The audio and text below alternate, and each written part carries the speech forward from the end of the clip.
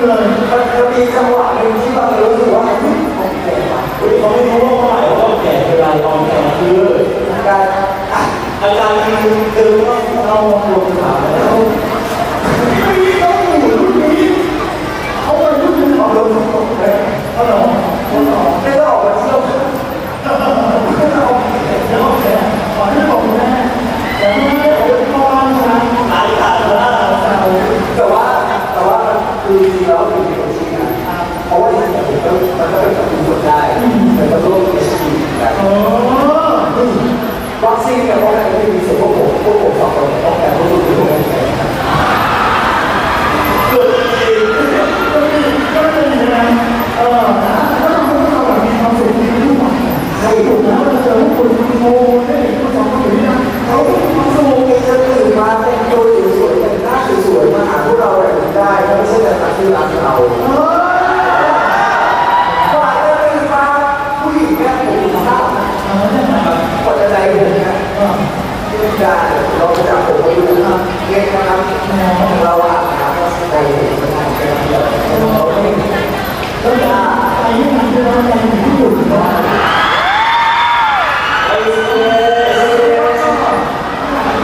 แต่ว่าถ้าไม่มีแต่ชี้มาเลยบ้านได้ก็ต้องเหมือนกันเดี๋ยวเราดูก่อนเลยตอนนี้ทำเกี่ยวกับทำนี้พวกนี้ครับโอ้โหเขาเป็นเสียงชอบเลยโอ้โหเขาทำทรงอ๋อทรงเอ๋คือทรงโจเลยหรอก็ทรงโจกับทรงใจนะเขาไม่ได้เลย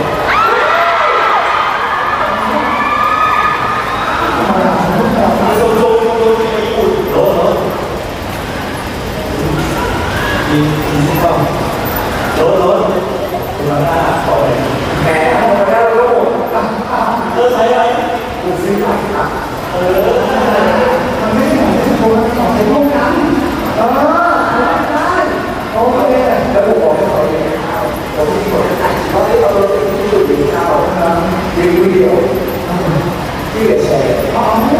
แต่ว่าเดี๋ยวไม่ได้เอาใหม่ที่หน้าที่ต่อไปแล้วเพราะไม่ได้ต่อตัวนี้อะไรโอเคนะครับเอาล่ะไปลองเฮ้ยใหม่ดีกว่าไอ้ที่บอกเป็นใหม่หรือเปล่าไม่หรอที่หนูมันอยู่หน้าตาไปเฮ้ยดูว่ะไปที่ต่อที่ต่อเป็นน้ำเป็นใจเล็กยิ้มไม่ใช่ยิ้มอ๋อแม่โอ้ยมันอะไรเรื่องอะไรเรื่องอะไรเรื่องใหม่ดีกว่าต่อไอ้ยาก็จะเป็นท่านดูถ้ามองอีกอย่างอันนี้เป็นท่านเด็กเลยเอาจะเป็นผลงานเราที่มีผลงานวิธีผลงานเองครับตั้งเองให้คนดูก็มีซีรีส์ครับเกิดขึ้นเรื่องเองผู้สูงอายุกับคนแก่ต้องแล้วถ้าเกิดคุณสองคนหรอเพื่อนจะตั้งอ๋ออันนี้ไม่ได้ทำมาตัวเองอ๋อใช่คุณอันนี้ไม่ได้ออกดูขนาดนี้นะบางคนบอกว่านี่คือเจ้าไว้เก่าเป็นของสายหรือเปล่าเจ้าไว้เก่าเป็นของสายหรือเปล่าโอ้โหต่อยเยอะขนาดนี้จริงๆไม่ใช่จับไม่ได้สู้ไม่ได้แต่คุณนี่คุณแบบสำคัญมากเลยนะครับก็ขาดยกที่กระดูกขึ้นหลังเลยนะครับโอ้มาแล้วมาเดี๋ยวมาแล้วเนี่ยครับผมนี่นะก็ยังไม่มีไม่รู้จะว่าเปิดต้องกันก็ใช่แล้วต้องเปิดแล้วครับแต่เราไม่ได้นะอันใช่เขานั่งรออยู่แบบว่าทีนี้ไม่ถ่ายเรื่องนี้เปิดรอบถ่ายทำวิทยาปีก็จะถ่ายคือ2 ปีใช่ก็จะถ่ายประมาณมีนาเมษาหรือว่าไปตรงมีแน่นอนตรงเราตรวจงานเพลงด้วยใช่เพลงของเราทั้ง2 คนไม่มากอยากร้องสักแบบมันสามารถทำได้คือเขาเปิดเลยว่าเขาพูดเดียวแต่นี้วันนี้ก็ไปที่ภูที่เขาแล้วที่ภูนะเรือไอ้ลูกแสงแรกก็ที่ภูเรือก็ที่ โมงรถ4 ชั่วโมงนะครับที่2 ชั่วโมงที่งานมันก็เรียกว่าเป็นเส้นทางที่เราต้องกว่าจะขึ้นไปเราต้องบนทุกวันเลยถึงจะได้เจอแสงแรกแล้วก็จะเจอแสงแดดเป็นการที่เย็นเราเป็นทางตรงนี้ก็แสงแดดแสงเดียวแสงแรกแสงแดดแสงใน2 ทางอ๋อครับผมแสงที่ไฟแต่ได้ต้องมีเรือแต่เราได้ต้องมีตรงนี้ที่คุณไม่บอกไม่ออกเลยที่คุณเลยการมองไปดูเขาเลยนะเรื่องงานนะแต่ไอ้เที่ยวมองนี้เลยดูนี่เลยมีเรื่องมาตรวจแต่คือผมได้ขับรถข้ามไปที่บ้านเลยสัญญาแซ่ก็เดี๋ยวสั่งซื้อได้เลยนะได้หรอได้เลยเสร็จรู้หมาอะไรนี่แบบว่าขาดสูงขาดนี้อะไรจริงปะเนี่ยเอาแล้วไปดูไม่เหรอนะคุณเป็นนักการเมืองนะชื่อแบรนด์มองชื่อว่าของร้านรายละเอียดคือรายละเอียดเอาตรงนั้นนะอะไรนะหรือที่แล้วผมไม่รู้นะก็ผมไม่ใช่การดูที่มันคือสารที่เขาใช้เขาเรียก AS นะครับแต่ว่าโซเชียลเวลาเขาเขียนเขาจะอ๋อชื่อเขาเอาไว้ใส่กันเลยไม่ใช่ว่าเป็นโมลี่นะหรือว่าเป็นว่าเป็นชื่อผมเขาเลยโอเคแล้วก็ช่วงนี้นิดนึงแต่ในนกขุนขุนก็ให้ผมต้องบอกแต่ก็รู้ตัวตลอดในตัวฉันไม่บอกตอนนี้ถ้าคุณผู้ฉีดนะเรื่องที่ดีผมสามารถทำได้แล้วโอเคมาละคนละคนแล้วก็เป็นสุดท้ายที่2 ทุ่ม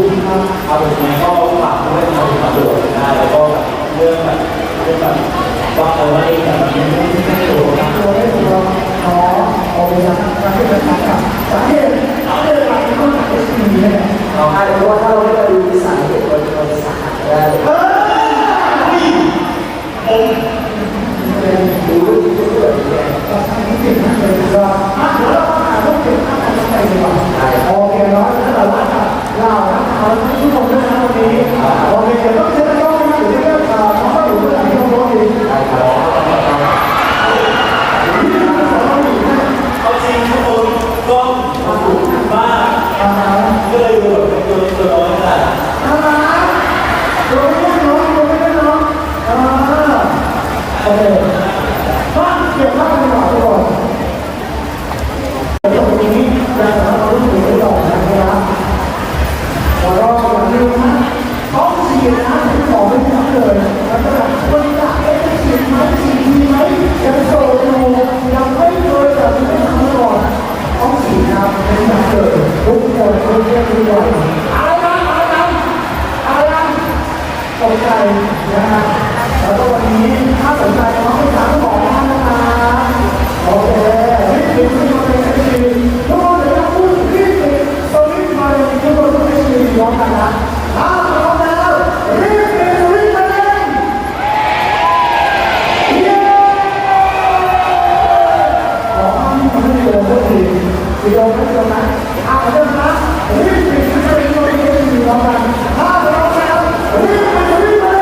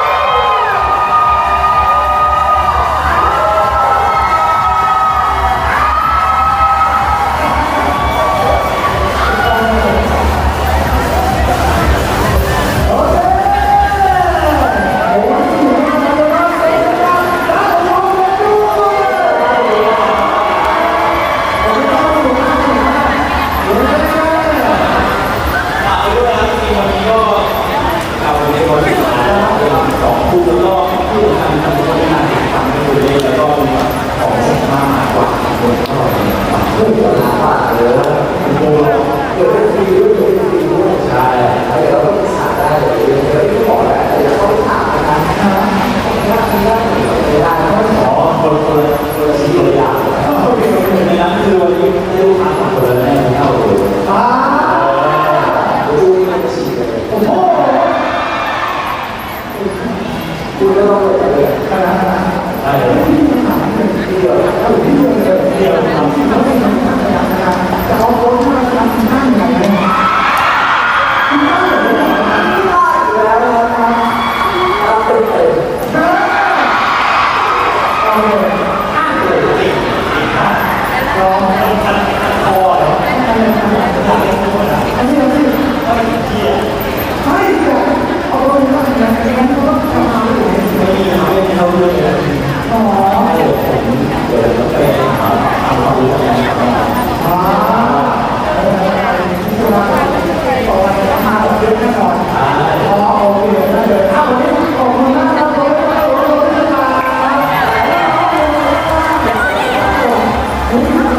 นี่แล้วเราต้องโผล่ไม่ดูที่เราต้องดูเขาผมไม่ได้ครับเดี๋ยวเลยได้ง่ายๆเดี๋ยวอย่าลืมกดติดตามนะครับวันนี้สนุกมากนะครับขอบคุณมากครับเราก็ดูนะทุกคนไม่ได้หลับใจด้วยนะครับแล้วในนั้นเราก็ดูในSCหรือเฉพาะ SC ได้เข้าของเรานะครับขอบคุณนะครับขอบคุณครับ